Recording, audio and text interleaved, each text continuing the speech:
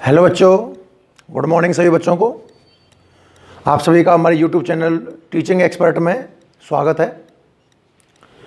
तो बच्चों, पिछले वीडियो में आपने देखा कि हम क्यूरी का नियम पढ़ चुके थे। क्यूरी का नियम अपने आप में एक मोस्ट इंपॉर्टेंट टॉपिक है, हल्का हल्का हमारे दिमाग में होना चाहिए कि क्यूरी का नियम जो है वो चुंबकीय पदार्थों के लिए जो चुंबकीय प्रवृत्ति है वो ताप पर किस प्रकार निर्भर है, इस बात को एक्सप्लेन करता है। अब चूंकि पदार्थ तीन तरह के हैं, प्रतिचुंबकीय, अणुचुंबकीय, लौह चुंबकीय, तो उसने तीन स्टेटमेंट बना के दिए। पहला स्टेटमेंट था प्रतिचुंबकीय पदार्थों के लिए, जो कहता है कि प्रतिचुंबकीय पदार्थ की जो चुंबकीय प्रवृत्ति है वो ताप पर निर्भर नहीं करती है। दूसरा स्टेटमेंट अणुचुंबकीय पदार्थों के लिए है, जो कहता है कि अणुचुंबकीय पदार्थों की चुंबकीय प्रवृत्ति ताप के व्युत्क्रमानुपाती होती है। आपने इस पर क्वेश्चन भी देखे थे।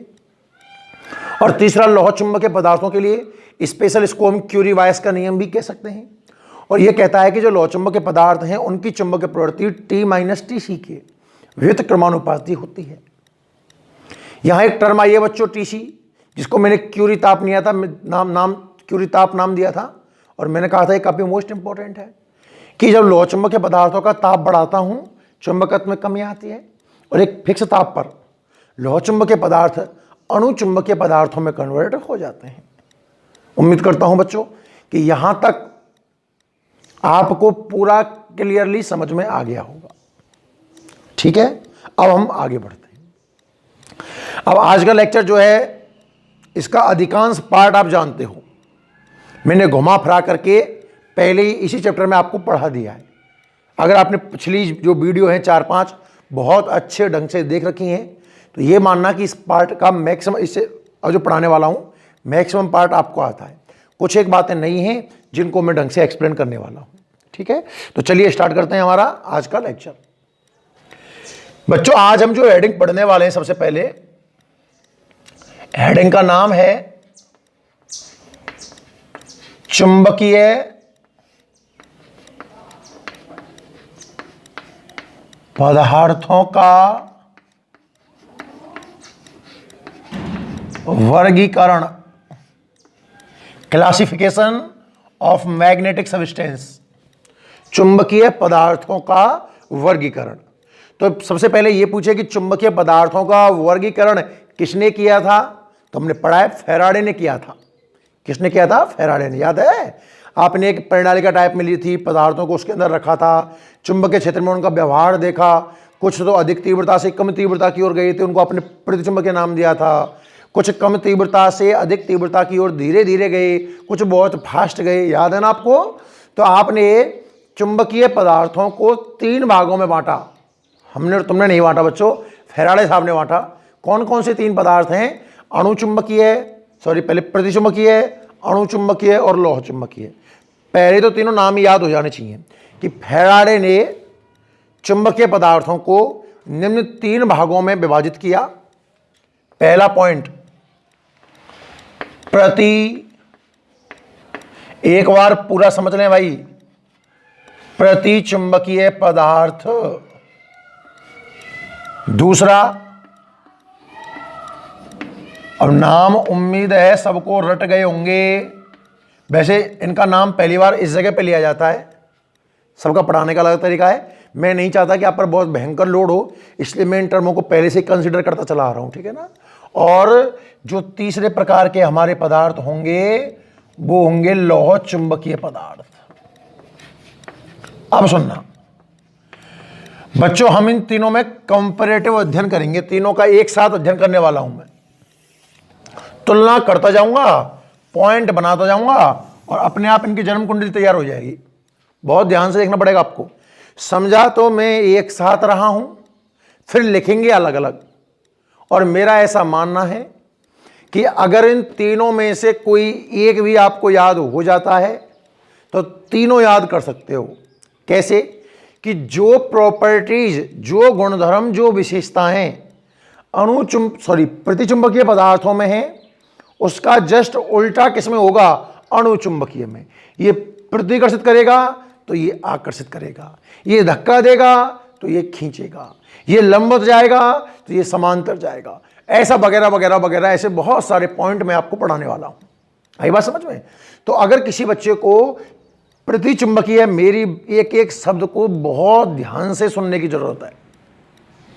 बहुत से बच्चे हल्के में मजाक में बस वीडियो को स्किप करते जाओ और मास्टर जो लिखा रहा है उसको लिखते जाओ। भाई देख, मुझे पता है ऐसा करते हो आप लोग, तो चैप्टर में जो मजा आना चाहिए ना वो नहीं आएगा, फिर मेरी मेहनत बेकार है यहाँ पर। फिर अगर आपको केवल नोट्स ही चाहिए भाई तो मैं पीडीएफ दे दूँ, फिर क्या करूँ लास्ट में? या लास्ट ईयर किसी बच्चे कॉपी उठा के लिख लिया करो यार, मत परेशान हुआ करो। समझना मेन मोटिव है। फिजिक्स जिस बच्चे को समझ में आ गई उसके लिए तो कुछ भी नहीं है इसमें, और जिसको नहीं आई ना उनको पास होने के लाले पड़ जाते हैं भाई, समझे? चलिए देखिए बोर्ड पर चुंबकीय पदार्थों का वर्गीकरण बता रहा था। कौन से वैज्ञानिक ने किया? वैज्ञानिक का नाम याद रखिएगा, फैराडे ने किया। कितने भागों में बांटा? 3 भागों में बांटा। ये सब आपको आता है मेरे हिसाब से, प्रतिचुंबकीय, अणुचुंबकीय, लोह चुंबकीय। तो मैं तो ये बता रहा हूं कि इन तीनों में से अगर मैं आपको प्रतिचुंबकीय याद करवा देता हूं तो ये मानना कि उन्हीं को बदलकर मैं अणुचुंबकीय में लिखूंगा, उल्टा उसका। और अणुचुंबकीय और लोह चुंबकीय दोनों भाई भाई हैं, बस अंतर किस चीज का है? लेवल का। किसका अंतर है? लेवल का। जो काम अणुचुंबकीय में होगा वही काम लोह चुंबकीय में होगा, पर रफ्तार से। डिफरेंस किस चीज का होगा? रफ्तार का। स्टार्ट करता हूं बच्चों, देखना ध्यान से। सबसे पहले परिभाषा, पॉइंट नंबर 1, जो इनमें डिफरेंस जिस आधार पर हम करेंगे वो है परिभाषा। सबके पास देखो, ऐसा नहीं है कि यहां रटने लग जाओ। मान लो मैं प्रतिचुंबकीय पदार्थों में आपको 7-8 पॉइंट लिखा रहा हूं, तो वो 7-8 क्वेश्चन हैं। ऐसा मत करना कि क्रम से रटो। कोई ये नहीं कहेगा आपसे कि प्रतिचुंबकीय पदार्थों के बारे में 8 विशेषताएं लिखो। ऐसा क्वेश्चन आज जिंदगी में नहीं आएगा, मैं गारंटी ले रहा हूं, बेफिक्र रहना। बस पॉइंटों को समझना। क्वेश्चन कैसा बन सकता है? क्वेश्चन नंबर 1, प्रतिचुंबकीय पदार्थों को परिभाषित कीजिए, उनके एग्जाम्पल लिखिए। अणुचुंबकीय पदार्थों को परिभाषित कीजिए, उनके एग्जाम्पल लिखिए। और लोह चुंबकीय पदार्थों को परिभाषित कीजिए, इनके एग्जाम्पल लिखिए ना। तो परिभाषा देखिएगा बच्चों ध्यान से। अब मुझे उम्मीद है सबको कि प्रतिचुंबकीय पदार्थ की डेफिनेशन हर एक बच्चा बोल सकता है। ऐसा कोई बच्चा है जिसे प्रतिचुंबकीय पदार्थ की डेफिनेशन ना आती हो? उम्मीद करता हूं बच्चों आप में से एक भी बच्चा ऐसा नहीं होगा जिसको प्रतिचुंबकीय पदार्थों की परिभाषा नहीं आती होगी। शायद क्या परिभाषा है? मैंने ट्रिक बता रखी है बच्चों। प्रति का मतलब प्रतिकर्षण, कि ये पदार्थ सब पदार्थ इनका व्यवहार चुंबकीय क्षेत्र में ही देखा जाएगा। तो जो प्रतिचुंबकीय पदार्थ है ना, ये चुंबकीय क्षेत्र में प्रतिकर्षण महसूस करते हैं। तो परिभाषा बच्चों मैं लिख रहा हूं, पूरी आराम से समझें आप। ऐसे पदार्थ जो किसमें? चुंबकीय क्षेत्र में क्या करें बच्चों? प्रतिकर्षण महसूस करें। समझिएगा, ऐसे पदार्थ जो चुंबकीय क्षेत्र में प्रतिकर्षण महसूस करें, कॉमा लगा देना, प्रति चुंबकीय पदार्थ कहलाते हैं। ऐसे पदार्थ जो चुंबकीय क्षेत्र में प्रतिकर्षण महसूस करें, प्रतिचुंबकीय पदार्थ कहलाते हैं। एग्जाम्पल आपको खूब अच्छे से याद होगा। महंगी महंगी चीज जैसे कि सोना, चांदी, डायमंड। समझें, लिखना नहीं है। H2O इत्यादि और भी बहुत सारे हो सकते हैं। क्लियर कहानी? परिभाषा की अगर बात करते हैं बच्चों, तो परिभाषा आपको अणुचुंबकीय की भी समझ में आ गई होगी, मुझे लिखने की जरूरत शायद नहीं है। और परिभाषा अब आपको लोह चुंबकीय की भी समझ में आ गई होगी। बिल्कुल सेम शब्द रहेंगे। ऐसे पदार्थ जो चुंबकीय क्षेत्र में इस प्रतिकर्षण शब्द की जगह केवल एक शब्द लिखना होगा, आकर्षण। और आकर्षण में भी सही लिखो, अल्प आकर्षण महसूस करें। अणुचुंबकीय पदार्थों की परिभाषा रेडी है। ऐसे पदार्थ, इसी कॉपी करूंगा भाई मैं, तो कॉपी पेस्ट करना है। ऐसे पदार्थ जो चुंबकीय क्षेत्र में अल्प आकर्षण महसूस करें अणुचुंबकीय पदार्थ कहलाते हैं।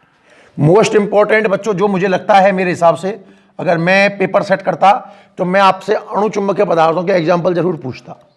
कौन कौन से हैं? NaCl, ऐसे याद रखना, नासा मतलब नासा है तो ऐसे होता है, खैर हमने याद करने के लिए सी है। NaCl, CuCl2, O2 इत्यादि। कोई भी 2 एग्जाम्पल पूछता है, 2 से अधिक नहीं पूछेगा, गारंटी है। कहानी समझ में आई? प्रतिचुंबकीय की परिभाषा है कि ऐसे पदार्थ जो चुंबक के क्षेत्र में प्रतिकर्षण महसूस कर रहे हैं, वो कौन से हैं? प्रतिचुंबकीय। जो पदार्थ चुंबक के क्षेत्र में अल्प आकर्षण, बिल्कुल हल्का सा आकर्षण, छोटा सा आकर्षण महसूस कर रहे हैं, वो कौन सा है? अणुचुंबकीय। और लौह चुंबकीय किसे कहेंगे बच्चों? इसका बड़ा भाई है, ये आकर्षण महसूस कर रहा है तो ये भी आकर्षण महसूस करेगा। डिफरेंस किस चीज का है? डिफरेंस है सर लेवल का। इसने आपने कहा अल्प आकर्षण, तो ये प्रबल आकर्षण। ऐसे पदार्थ जो चुंबक के क्षेत्र में प्रबल कह दो, तीव्र कह दो, प्रबल आकर्षण महसूस करे, लौह चुंबकीय कहा जाता है। और इसका एग्जाम्पल उम्मीद आपको याद होगा, आयरन, कोबाल्ट, निकल, एलनिको, मिश्रधातु एटसेट्रा वगैरह वगैरह वगैरह। बताओ एक एक पॉइंट सबको समझ में आया कि नहीं आया? बहुत ध्यान से देखने की जरूरत है, बस फिर लिखने का काम रहेगा। मैं 10 मिनट में पूरा टॉपिक लिखा दूंगा, चिंता ना करें। सब बोर्ड में देखते रहें। हेडिंग क्या पढ़ रहे हैं? चुंबकीय पदार्थों का वर्गीकरण। देखो बच्चों, आप लोगों ने पढ़ना सही टाइम पे स्टार्ट कर दिया था। कुछ लोग अब स्टार्ट कर रहे हैं, वो देख रहे हैं आसपास, अब खूब पक लिए घर बैठ करके क्या अब तो पढ़ने में फायदा है।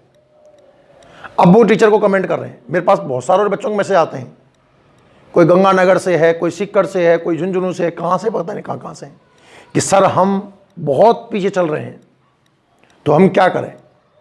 तो भैया मास्टर के पास कोई दवा नहीं है कि बस 2 बूंद पिलाई और आप फर्स्ट चैप्टर से जंप लगा करके 8वें चैप्टर पे आ जाओ, ये हो नहीं सकता। और एक अच्छी बात, अगर आप एक वीडियो एक दिन में देखते हो तभी आपको शानदार समझ में आएगा, ये भी सत्य है भाई। अगर आप फिजिक्स लेके बैठे, चलो आज तो 5 वीडियो मुझे फिजिक्स की पूरी करनी है, अरे जिंदगी में नहीं कर सकता, मेरी गारंटी है। एक वीडियो एक दिन में ही पढ़ी जा सकती है समझने की दृष्टि से तो, और खींचने की दृष्टि से तो भैया आप पढ़ो पढ़ो मत पढ़ो बात बराबर है। समझ रहे हो मैं क्या कहना चाह रहा हूं? आप लोगों ने बिल्कुल सटीक टाइम में पढ़ना स्टार्ट किया है। ये विद्या देवी स्कूल और कठुमर GIS की आप मेहरबानी मानिए एक तरीके से कि आप और लोगों से कितना आगे हो, महसूस करके देखना।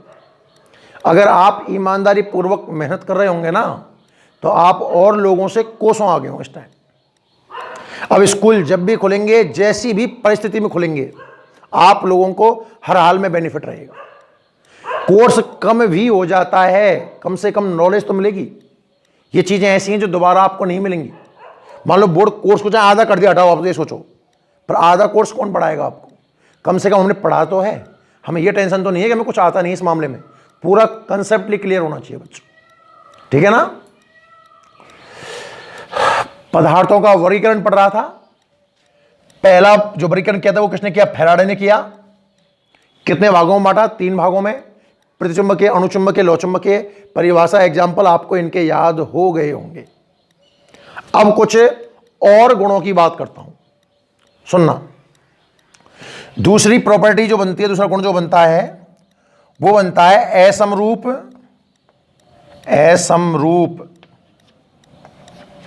चुंबकीय क्षेत्र में व्यवहार। असमरूप चुंबकीय क्षेत्र में व्यवहार, यह भी परिभाषा बन सकता था। इसकी परिभाषा कई तरीकों से बनाई जा सकती है, कोई बड़ी बात नहीं है।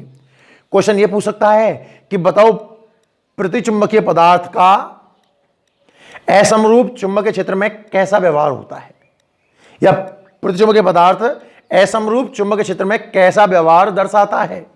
तो बच्चों आपको याद है फैराडे वाली कहानी में कि प्रतिचुंबकीय तो भैया असमरूप का मतलब है कहीं वैल्यू ज्यादा, समरूप होता तो हर जगह बराबर होती। असमरूप का मतलब है कहीं जगह वैल्यू ज्यादा और कई जगह वैल्यू कम। तो बच्चों याद करो कि प्रतिचुंबकीय पदार्थ तो अधिक तीव्रता वाले भागों से कम तीव्रता वाले भागों की ओर विस्थापित हुआ था। अनुचुंबकीय कम तीव्रता से अधिक तीव्रता की ओर धीरे धीरे, और ये कम तीव्रता से अधिक तीव्रता की ओर तेजी से विस्थापित हुआ था। तो आप इसमें क्या लिखोगे कि अणुचुंबकीय पदार्थ, सॉरी ये सर बार बार अणुचुंबकीय आया था जवान पर, प्रतिचुंबकीय पदार्थ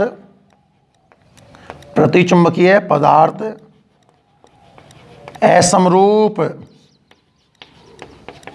चुंबकीय क्षेत्र में, कहां बच्चों, अधिक तीव्रता। सर याद कैसे रखेंगे, बड़ी अच्छी ट्रिक बताऊं।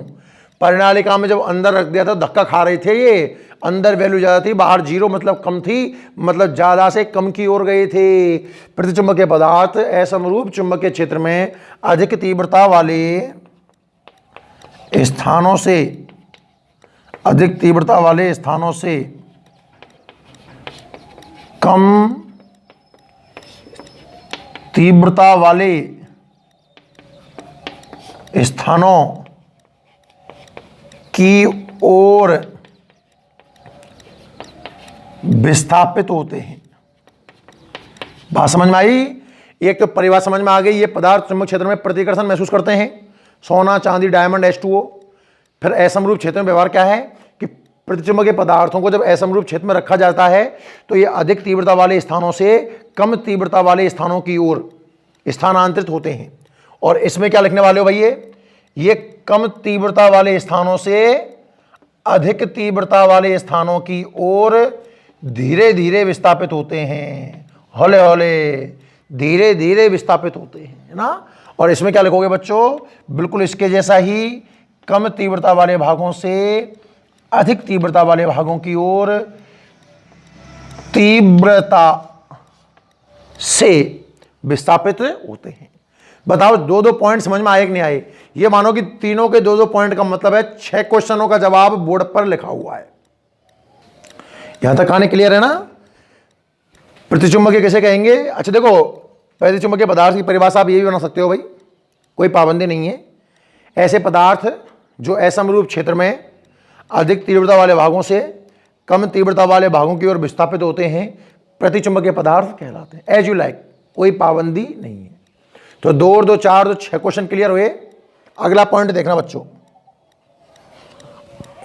ये प्रतिचुंबकीय पदार्थ कौन सा बल महसूस कर रहे हैं? अब देखो सोचना, मैं आगे बढ़ रहा हूं। प्रतिचुंबकीय पदार्थ कौन सा बल महसूस करते हैं?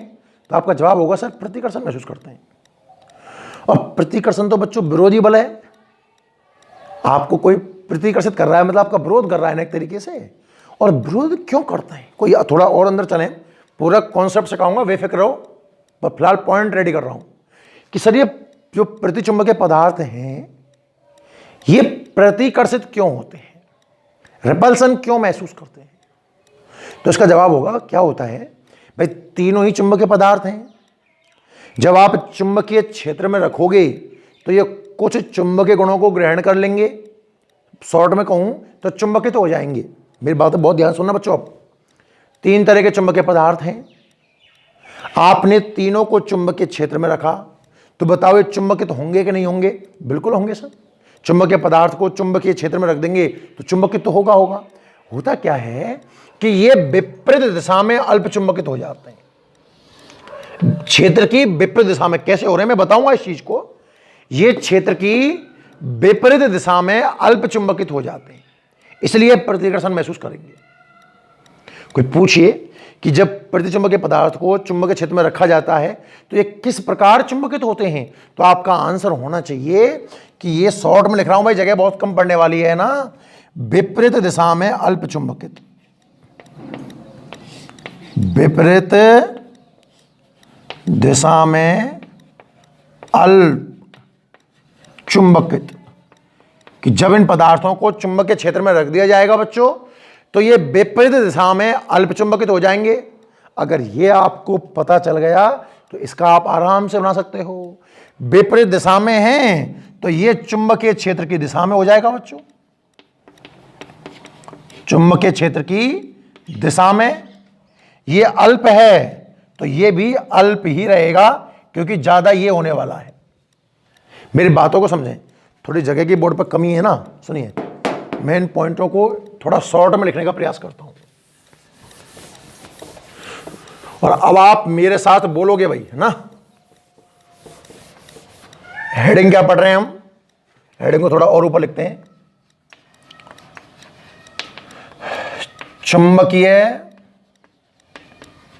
बोलो बच्चों, पदार्थों का वर्गीकरण किसने किया था? फैराडे ने। किसने किया था? फैराडे ने। कितने भागों में बांटा था? 3 भागों में। पहला नंबर कौन सा है? प्रति चुंबकीय पदार्थ। दूसरा नंबर कौन सा है? अणु चुंबकीय पदार्थ। और तीसरा नंबर कौन सा है? लौह चुंबकीय पदार्थ। 3 भागों में बांट दिया ना भाई साहब। अब एक एक करके बात करें। अगर हम प्रतिचुंबकीय पदार्थों में, हमारा जो फर्स्ट पॉइंट रहेगा, यहां से इनको नाम हटा दो। फर्स्ट पॉइंट जो रहेगा वो रहेगा परिभाषा का, डेफिनेशन का। तो परिभाषा उम्मीद है आप सबको याद हो गई होगी कि ऐसे पदार्थ जो चुंबकीय क्षेत्र में कौन सा बल महसूस करें बच्चों? प्रतिकर्षण महसूस करें। शॉर्ट लिख रहा हूं, फिर लिखा दूंगा एक साथ इनको ना। प्रतिकर्षण महसूस करें, प्रतिचुंबकीय कहलाते हैं। एग्जाम्पल आप सबको याद हो गए होंगे, सोना, चांदी। अरे अब तो ऐसा लग रहा होगा सर बार बार क्यों पढ़ा रहे हो, मत पढ़ाओ बोले से। डायमंड, H2O इत्यादि। अनुचुंबकीय पदार्थ कौन सा बल महसूस करेंगे बच्चों? अल्प आकर्षण। अल्प आकर्षण। और लौह चुंबकीय कौन सा बल महसूस करेंगे बच्चों? प्रबल आकर्षण। समझ में आ गया सबको? चलिए इसका एग्जांपल क्या होगा? NaCaAl CuCl2। CuCl2 प्रबल आकर्षण महसूस कर रहे हैं। इसका एग्जांपल क्या होगा? आयरन, कोबाल्ट, निकल इत्यादि। यहां तक सबको क्लियर है? Point number 1। पॉइंट नंबर दूसरा है बच्चों, असमरूप चुंबकीय क्षेत्र में व्यवहार। तो जब असमरूप चुंबकीय क्षेत्र में मैं प्रतिचुंबकीय पदार्थों को रखता हूं बच्चों, तो ये कैसे व्यवहार करते हैं? ये जाते हैं अधिक तीव्रता वाले स्थानों से कम तीव्रता वाले स्थानों की ओर। ये बच्चों कम तीव्रता वाले स्थानों से अधिक तीव्रता वाले स्थानों की ओर, पर हौले हौले, कहने का मतलब धीरे धीरे। और ये जाएंगे बच्चों कम तीव्रता वाले स्थानों से अधिक तीव्रता वाले स्थानों की ओर तीव्रता, तेजी से। अरे यहां तक सब क्लियर है ना? पॉइंट नंबर 3, ये प्रतिकर्षण महसूस कर रहे हैं। प्रतिकर्षण क्यों लग रहा है? प्रतिकर्षण का मतलब विरोध हो रहा है। और विरोध क्यों हो रहा है? क्योंकि ये विपरीत दिशा में, मतलब ये चुंबकीय क्षेत्र की विपरीत दिशा में अल्प चुंबकित हो गए हैं। विपरीत दिशा में अल्प चुंबकित हो जाते हैं। इनकी बात करें बच्चों, तो ये चुंबकीय क्षेत्र की दिशा में अल्प चुंबकित हो जाते हैं। और इसकी बात करें तो चुंबकीय क्षेत्र की दिशा में प्रबल चुंबकित हो जाते हैं। ये पॉइंट 3 समझ में आए सबको, है ना। पॉइंट नंबर 4, एक क्वेश्चन और बनाता है वो बढ़िया सा, कि एक प्रतिचुंबकीय पदार्थ की छड़ है, सोचना दिमाग लगाना। एक प्रतिचुंबकीय पदार्थ की छड़ है, उसका चुंबकीय क्षेत्र में व्यवहार कैसा होगा, या वो चुंबकीय क्षेत्र में किस अवस्था में रहेगी। सुना ध्यान से, तीनों प्रकार की छड़ ले ली जाए ना। अगर ये चुंबकीय क्षेत्र ले लिया मैंने, देखो NS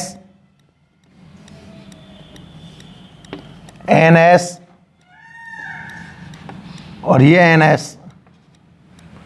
चुंबकीय क्षेत्र आपका एन से एस की ओर ये चुंबक क्षेत्र की दिशा बन जाएगी भाई साहब। तो सुनना, अगर आप प्रतिचुंबकीय पदार्थ की छड़ लेते हो, छड़ का व्यवहार छड़ लेते हो ना, तो ये विरोध करता है ना, और विरोध का मतलब है ये लंबवत ठहरेगी। ये पॉइंट आप डायरेक्ट याद रखोगे कि अगर हम प्रतिचुंबकीय पदार्थ की छड़, ध्यान सुनना बच्चों, अगर हम प्रतिचुंबकीय पदार्थ की छड़ को चुंबकीय क्षेत्र में रख दें तो वो विरोध कैसे करेगी, उसके लंबवत ठहरेगी। बात करें अणुचुंबकीय की, तो बच्चों ये तो इसको सपोर्ट करेगी, तो ये धीरे धीरे क्षेत्र की दिशा में संरेखित हो जाएगी, और ये बच्चों तीव्रता से क्षेत्र की दिशा में संरेखित हो जाएगी। मेरी बातों को महसूस करें और उम्मीद, अतो रटना नहीं है। कितने क्वेश्चन हो गए, 4 और 4 12 क्वेश्चन आपके सामने बोर्ड पर दिए गए हैं। क्वेश्चन बना देगा कि लोहचुंबकीय पदार्थ की छड़ है, चुंबकीय क्षेत्र में उसके व्यवहार को बताइए। तो आप कहोगे कि जब लोहचुंबकीय पदार्थ की छड़ को चुंबकीय क्षेत्र में रखा जाता है तो वो तीव्रता से चुंबकीय क्षेत्र के अनुदिश संरेखित हो जाती है। जो भी आपसे पॉइंट बना के पूछा जाए आप उसके जवाब देने में सक्षम हो बच्चों। नेक्स्ट पॉइंट नंबर 5 सुनना, म्यू आर के बारे में पूछा जाए कि जो प्रतिचुंबकीय पदार्थ हैं इनकी चुंबकीय पारगम्यता पर कमेंट करो। अब आप खुद बताओगे बच्चों कि इनकी चुंबकीय पारगम्यता पर आप क्या कमेंट कर सकते हो बच्चों। इनके म्यू आर के बारे में कल मैंने आपको बहुत समझाया था। जिन बच्चों ने कल का वीडियो नहीं देखा है उनको कल का वीडियो देने की सख्त आवश्यकता है। तो मैंने क्या कहा था बच्चों कि जो इनकी चुंबकीय पारगम्यता है mu are is less than 1। कहानी याद है, सीन याद है क्या आपको? ये डायग्राम वाला देखना, नॉर्मल में तो बल रेखाएं ऐसे गुजर रही थी, अगर आप फील्ड रख देते, पदार्थ रखते हो तो बच्चों ये प्रतिकर्षित होकर के निकल जाएगी ऐसे, और ये भी प्रतिकर्षित होकर के निकल जाएगी। तो बल रेखाएं कम हो रही थी ना, तो म्यू आर लेस देन 1 है। अणुचुंबकीय हल्का सा खींचेगा तो म्यू आर ग्रेटर देन 1 है, और ये बहुत ज्यादा खींचेगा तो mu are is greater than 1 है। 3 बात समझ में आए कि नहीं आए? चुंबकीय पारगम्यता क्लियर हो जानी चाहिए बच्चों कि प्रतिचुंबकीय पदार्थ में म्यू आर 1 से कम, इसमें 1 से हल्का सा ज्यादा, और इसमें ए से ठीक ठाक ज्यादा।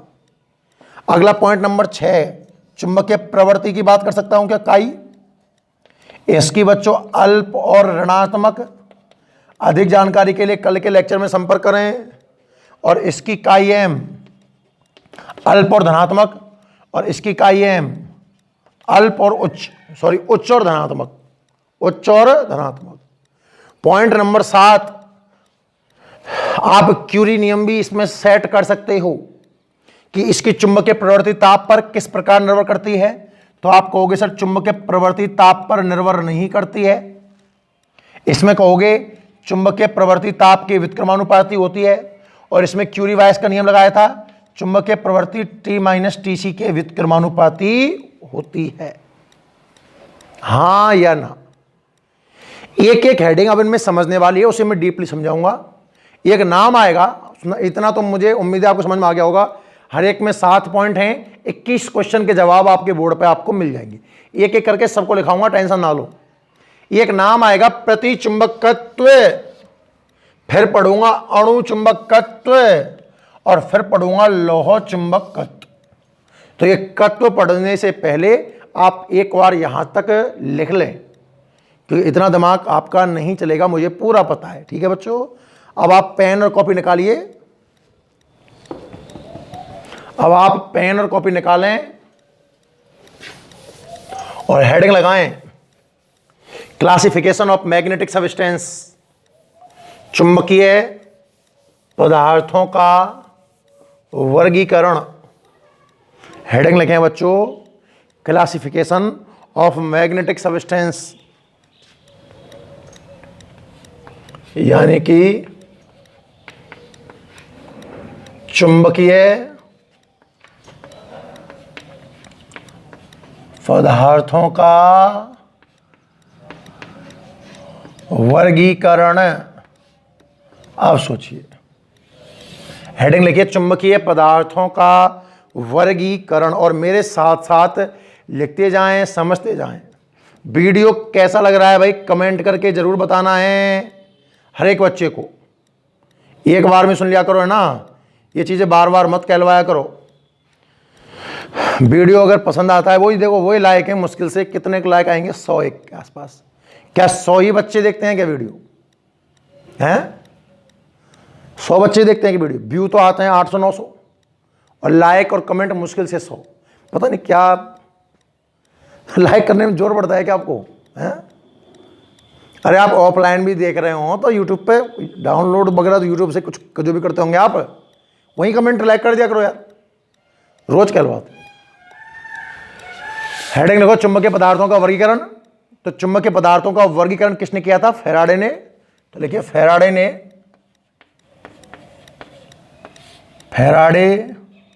ने चुंबकीय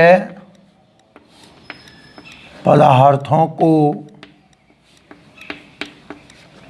चुंबकीय क्षेत्र में, पदार्थों को चुंबकीय क्षेत्र में उनके व्यवहार के आधार पर। भाई फैराडे ने उनका व्यवहार देखा था ना, कैसे व्यवहार कर रहे हैं। फैराडे ने चुंबकीय पदार्थों को चुंबकीय क्षेत्र में उनके व्यवहार के आधार पर, व्यवहार के आधार पर निम्न 3 भागों में विभाजित किया। फैराडे ने चुंबकीय पदार्थों का चुंबकीय क्षेत्र में व्यवहार देखा, साथ साथ लिखते जाएं अब आप, और उसने पदार्थों को कितने भागों में विभाजित किया बच्चों? 3 भागों में। और तीनों के नाम खुद लिखें एक बार तो, चलो तीनों के नाम लिख लो, पता होगा आपको।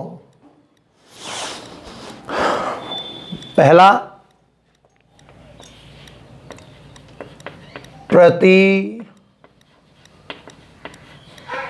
चुंबकीय पदार्थ, दूसरा भी लिखना आप तो अणुचुंबकीय पदार्थ। पहले आप तीनों नाम लिखोगे, प्रतिचुंबकीय पदार्थ, 2 नंबर पे अणुचुंबकीय पदार्थ, और 3 नंबर पर लौह चुंबकीय पदार्थ। तीनों नाम लिखिए बच्चों, प्रतिचुंबकीय, अणुचुंबकीय और लौह चुंबकीय पदार्थ, ठीक है। और नंबर 1 हेडिंग डाल दें आप, प्रतिचुंबकीय पदार्थ।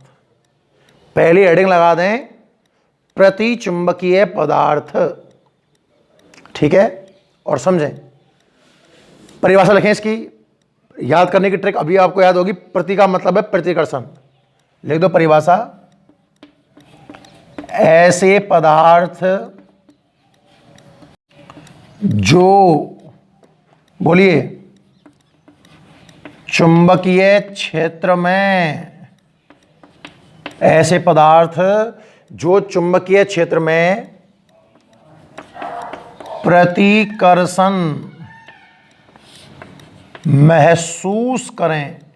अब प्रतिकर्षण बल होता है, आप सब जानते हो ये बातें। ऐसे पदार्थ जो चुंबकीय क्षेत्र में प्रतिकर्षण महसूस करें,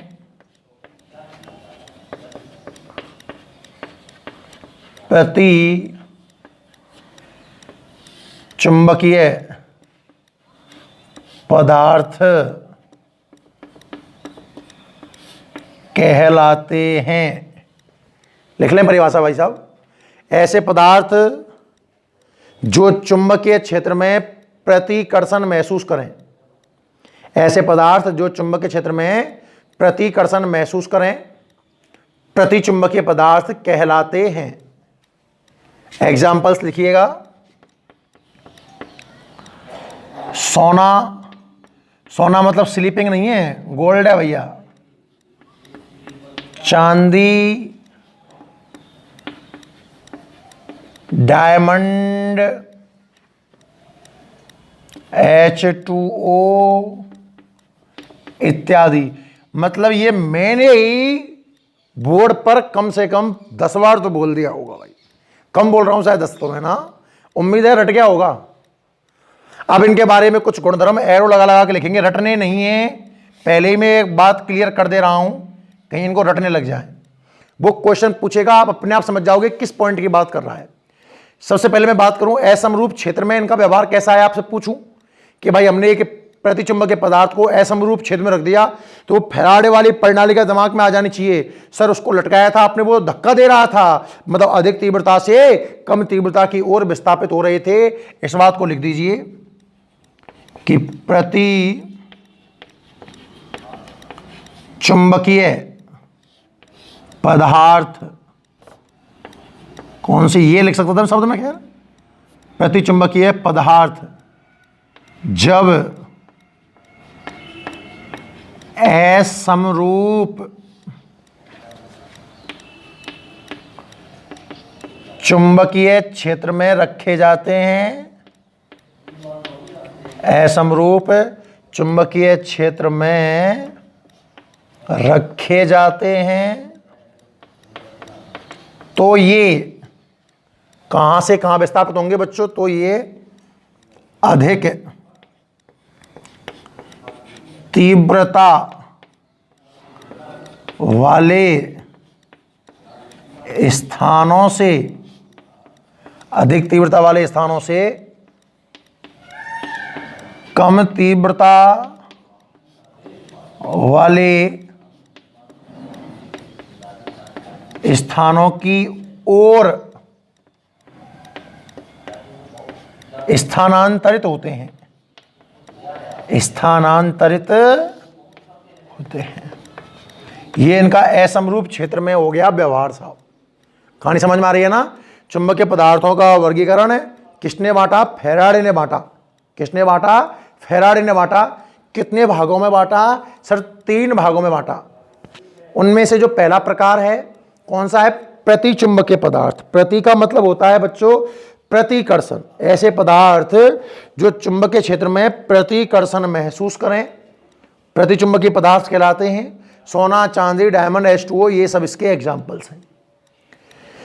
प्रतिचुंबकीय पदार्थ को जब असमरूप चुंबकीय क्षेत्र में रखा जाता है तो ये अधिक तीव्रता वाले स्थान से कम तीव्रता वाले स्थानों की ओर ट्रांसफर हो जाते हैं। बात करें कि ये किस दिशा में चुंबकित होंगे, क्षेत्र की दिशा में या क्षेत्र की विपरीत दिशा में, और अल्प या ज्यादा। तो बच्चों जैसा कि नाम है, प्रति का मतलब तो उल्टा ही होता है, तो ये क्षेत्र की विपरीत दिशा में अल्प चुंबकित होते हैं बच्चों।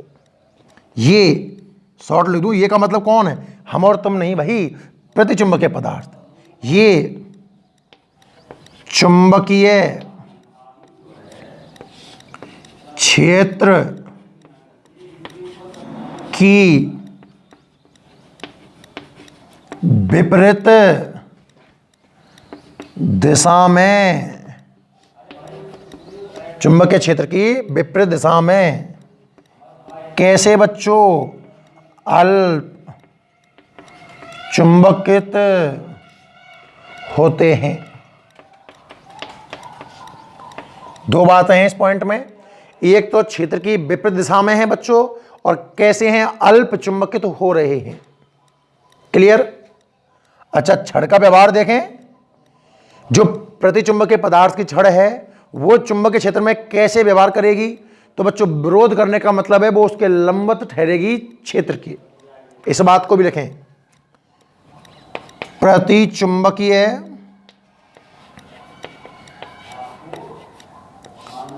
पदार्थ की छड़, प्रतिचुंबकीय पदार्थ की छड़, बोलिए बच्चों, चुंबकीय क्षेत्र में क्षेत्र के लंबवत ठहरती है, लंबवत ठहरती है। यह समझ में आया। जो प्रतिचुंबकीय पदार्थ की छड़ है, अगर हम एक छड़ लें जो किसी भी प्रतिचुंबकीय पदार्थ से बनी है तो वो बच्चों कैसी ठहरेगी, क्षेत्र के लंबवत ठहरती है, क्षेत्र के लंबवत ठहरती है। उम्मीद है यहां तक समझ में आ गया होगा। Next point, mu r. Mu r मतलब चुंबकीय पारगम्यता। म्यू आर मतलब चुंबकीय पारगम्यता। तो आप याद करिए, जब आप चुंबकीय क्षेत्र के बीच में प्रति चुंबकीय पदार्थ की छड़ रखोगे तो गुजरने वाली जो चुंबकीय बल रेखाएं हैं वो निर्वात की तुलना में कम हो जाएंगी। डायग्राम बनाऊं, क्या समझ जाओगे? चलो बना देंगे। जब प्रति चुंबकीय पदार्थ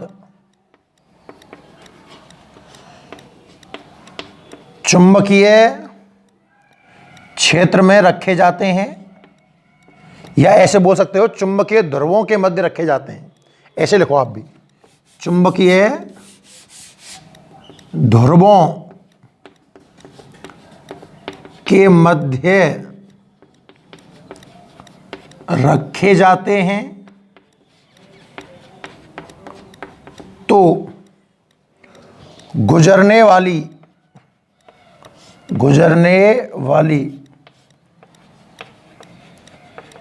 चुंबकीय बल रेखाओं की संख्या, बल रेखाओं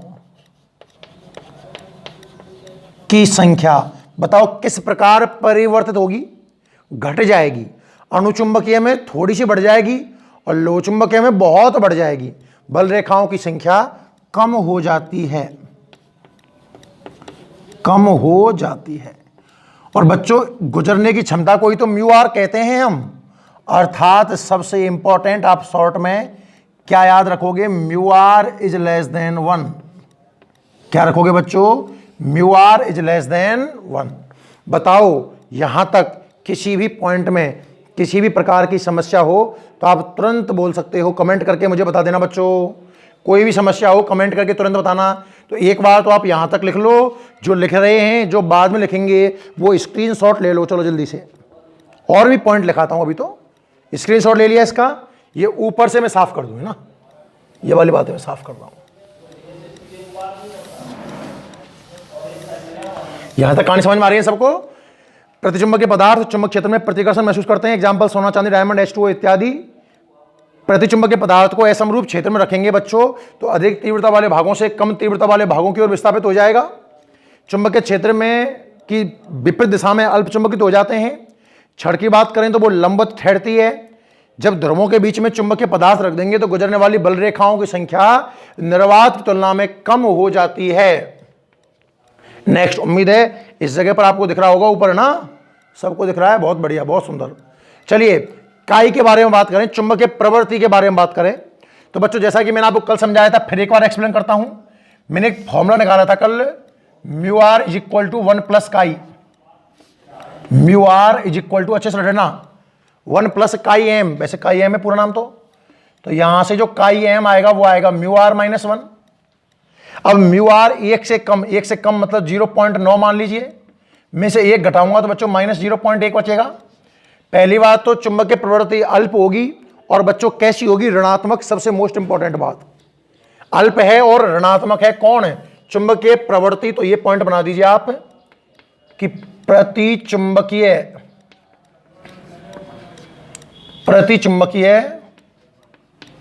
पदार्थों की चुंबकीय प्रवृत्ति के ब्रैकेट में लिख देना काई एम। चुंबकीय पारगम्यता क्या होती है? म्यू आर, वो तो 1 से कम हो जाती है। 1 से कम का मतलब 0 और 1 के बीच में रहती है। अच्छा, आपको सर 1 से कम भी नेगेटिव में हो सकती है क्या? नहीं होगी, 0 और 1 के बीच में रहेगी। मैं इस बात को भले से लिख दूं आपको, तो 0 और 1 के बीच में रहेगी भाई, है ना। और बात करें अगर हम प्रतिचुंबकीय पदार्थों की चुंबकीय प्रवृत्ति कैसी होती है बच्चों? अल्प तथा ऋणात्मक होती है। अल्प तथा ऋणात्मक होती है। और एक लास्ट पॉइंट और, बस पॉइंट तो और भी कई बन सकते हैं। अपने राजस्थान बोर्ड की किताब में इससे ऊपर क्वेश्चन नहीं आएगा, मेरी गारंटी है। आप कोई गाइड देखोगे तो हो सकता है कि आपको 2000 पॉइंट और एक्स्ट्रा मिल जाए, पर कंफ्यूज होने की जरूरत नहीं है। आपको विश्वास करना होगा बच्चों, 1% भी बाहर नहीं जाएगा, है ना। चुंबकीय प्रवृत्ति की बात की है तो हम क्यूरी नियम भी सेट कर सकते हैं इसमें कि प्रति चुंबकीय पदार्थों की चुंबकीय पदार्थों की चुंबकीय प्रवृत्ति, क्या बोलूं बच्चों, ताप पर निर्भर नहीं करती है। इतने पॉइंट। अब देखो एक परिभाषा, 1 2 3 4 5 6 7 क्वेश्चन आपके बोर्ड पर लिखे हुए हैं। एग्जामिनर जिस तरीके से चाहेगा आपसे क्वेश्चन पुटअप कर लेगा। आपको तो सारे पॉइंट एकदम बिल्कुल क्लियरली समझ में आ जाने चाहिए। यहां तक लिखिए बच्चों। एक हुआ प्रतिचुंबकीय पदार्थ, एक हो गया प्रतिचुंबकीय पदार्थ। स्क्रीनशॉट ले लो। अब थोड़ा मैं आगे बढ़ रहा हूं भाई, कोर्स की रफ्तार बहुत स्लो हो जाएगी ऐसे तो। नंबर 2 लगाइए आप। देखो मेरे पास तो कितनी अच्छी फैसिलिटी है। 2 लगाइए आप। अणु चुंबकीय पदार्थ।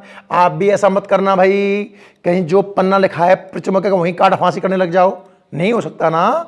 अब आप समझ लें, फिर आप इसका एक स्क्रीनशॉट लोगे और घर बैठ के लिखोगे, और उम्मीद है आपको बहुत बहुत मजा आएगा। आपका रिवीजन भी हो जाएगा बच्चों। तो अब समझो, कोई लिखेगा कोई नहीं, सब बोर्ड में देखिए।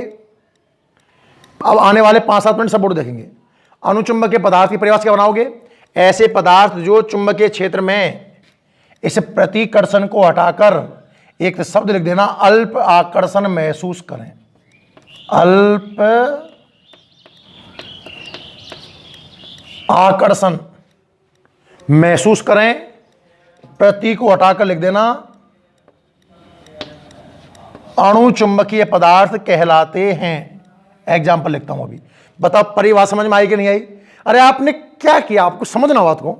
बच्चे रटते हैं खामो खा, 7 ये रटे 7 और वो बैंकर 2 दिन पढ़ने पड़ रही है और धुआंधार रटे जा रहे हैं। समझना है हमें, रटना नहीं है भाई। अणु का मतलब अनुसरण करना, मतलब ये पदार्थ चुंबकीय क्षेत्र में अल्प आकर्षण महसूस करेंगे। बच्चों इस टेक्निक से पढ़ोगे ना तो आपको बिल्कुल ये मजाक लगेगा और आपको लगेगा सर इतना हमें बहुत ईजी है, हमें इतना लोड लेने की जरूरत भी नहीं है। सच बता रहा हूँ ईमानदारी से, जो मैंने भूचुंबकत्व से आगे वाला पार्ट पढ़ाया है ना, कई बच्चों को तो साल भर पढ़ लेते हैं पर उन्हें हवा भी नहीं लगती कि अणुचुंबकीय का मतलब क्या था, कौन चुंबकन तीव्रता थी, क्या प्रवृत्ति थी, क्या म्यूआर था। उनके दिमाग में इतना कचड़ा जाम हो जाता है ना कि वो भाई सरेंडर कर देते हैं इस चैप्टर के आगे। सच बता रहा हूँ, अगर आप जैसे मैंने बताया उस तरीके से पढ़ते आए होंगे ना तो आपको ये चैप्टर सबसे ईजी लगने वाला है। अरे पूरी फिजिक्स ईजी लगने वाली है, इसमें तो कोई डाउट ही नहीं है ना। चलिए आगे बढ़ते हैं। एग्जाम्पल नासा याद है? NaCl, CuCl2, O2 इत्यादि। ये आपको मैंने पहले याद करवा दिए हैं बच्चों। आगे बढ़ते हैं। पॉइंट अगला देखना बच्चों, क्या कह रहा है कि प्रतिचुंबकीय है तो प्रति शब्द हटा दो, क्या लग जाएगा? अणुचुंबकीय पदार्थ जब असमरूप चुंबकीय क्षेत्र में रखे जाते हैं। बच्चों जब इनको असमरूप में रखोगे तो याद आया प्रतिचुंबकीय तो अधिक तीव्रता से कम तीव्रता की ओर गए थे, और ये बच्चों कम तीव्रता वाले स्थानों से अधिक तीव्रता वाले स्थानों की ओर। तो जहां अधिक लिखा हुआ है वहां तो कर दोगे आप कम, कम तीव्रता वाले स्थानों से किधर बच्चों? अधिक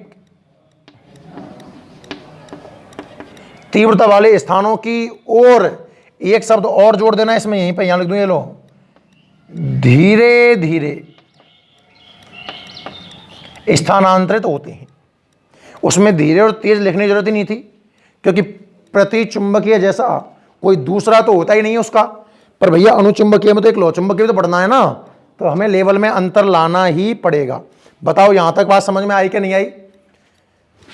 अणुचुंबकीय पदार्थों को जब आपने असमरूप क्षेत्र में रखा है, असमरूप क्षेत्र में रखा है बच्चों, तो ये कम तीव्रता वाले भागों से अधिक तीव्रता वाले भागों की ओर धीरे धीरे विस्थापित हुए, और ये चुंबकीय क्षेत्र की दिशा में, इस विपरीत शब्द को खा जाना, दिशा में अल्प चुंबकित हो जाते हैं। वो विपरीत दिशा में अल्प होते हैं, ये दिशा में अल्प होते हैं।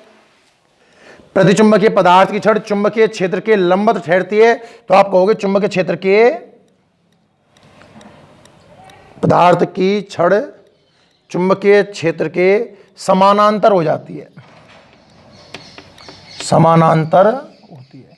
पर धीरे धीरे एक शब्द और ऐड कर लेना बीच में ना, मैं नहीं लिख रहा हूं, आप लिख लेना, धीरे धीरे। प्रतिचुंबकीय पदार्थ, अरे प्रति को तो हटाओ यार,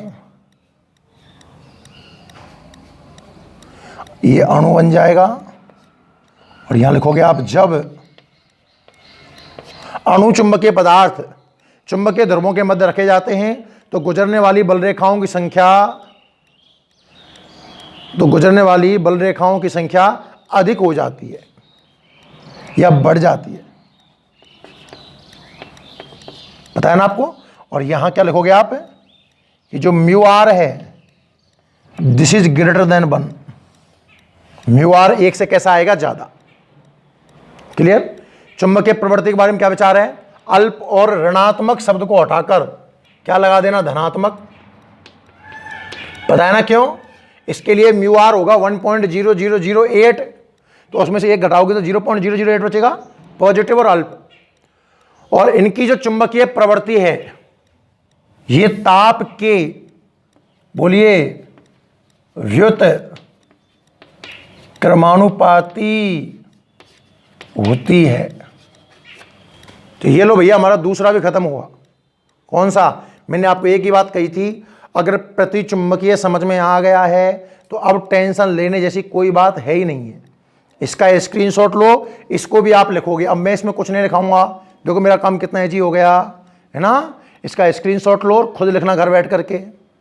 तीसरा और सुन लीजिए, ले लिया होगा स्क्रीनशॉट। नंबर 3, अब भैया अणु को हटा करके क्या जोड़ देना है साहब, लौह चुंबकीय पदार्थ जोड़ देना है। और क्या करना है, ऐसे पदार्थ जो चुंबकीय क्षेत्र में अल्प की जगह रहेगा तो आकर्षण ही, पर प्रबल आकर्षण महसूस करें, प्रबल आकर्षण महसूस करें, अणुचुंबकीय कहलाते हैं। एग्जाम्पल आपको याद हो गए होंगे बच्चों, आयरन, कोबाल्ट, निकेल, एल्निको वगैरह इत्यादि बहुत सारे एग्जाम्पल्स हो सकते हैं इसके। अणु की जगह क्या आ जाएगा, लौह।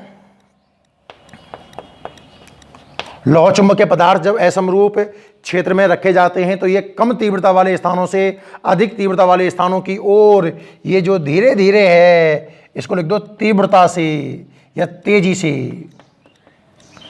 अरे मैं ले वाली तो बढ़ा रहा हूं ना, देखना यहां आपने अल्प लिखा, मैंने प्रबल लिखा, आपने धीरे धीरे लिखा, मैंने तेज लिखा। और बढ़ो, ये चुंबकीय क्षेत्र की दिशा में प्रबल, अल्प को हटाओ, लेवल बढ़ाना है, लेवल बढ़ाना है, प्रबल चुंबकित होते हैं। अगला, अणुचुंबकीय पदार्थ की छड़ चुंबकीय क्षेत्र के समांतर तेजी से होती है, तेजी से समांतर, ये सब जोड़ लेना यहां पर। उसमें धीरे लिखा होगा आपने और इसमें तेजी से समांतर होती है। जब ये अणु शब्द को हटाओ और लौह लगाओ,